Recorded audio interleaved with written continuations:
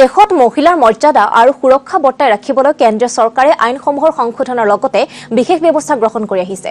নতুন দিল্লীৰ বিজ্ঞান ভৱনত মহিলা আৰু চাইবাৰ সজাগতা সম্পৰ্কীয় এখন কৰ্মশালাত অংশগ্ৰহণ কৰি আজি কেন্দ্ৰীয় আইন আৰু ন্যায় মন্ত্ৰী অৰ্জুন ৰাম মেঘৱালে এইদৰে মন্তব্য কৰে।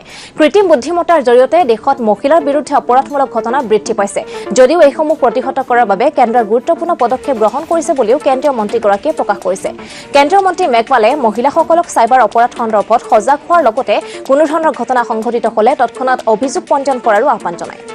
जब महिलाएं समाज में कुछ स्थान प्राप्त करेगी, लोकसभा में और विधानसभाओं में जब अपना शानदार प्रतिनिधित्व करेगी, तो चाहे कितने ही टेक्नोलॉजिकल चैलेंज हो, कितने ही साइबर उत्पीड़न और साइबर स्टॉकिंग के मामले आते हों, हम टैकल भी करेंगे और देश को भी आगे बढ़ाएंगे और समाज को भी दिशा देंगे। ऐसे हमारे भारत की महिलाओं के पास ताकत रही है, इसलिए भारतीय महिला के बारे में ऐसा कहा भी गया है। जब इतनी विशेषताओं के साथ मातृशक्ति अपना काम करने के लिए समाज में आगे आती है, तो निश्चित रूप से चाहे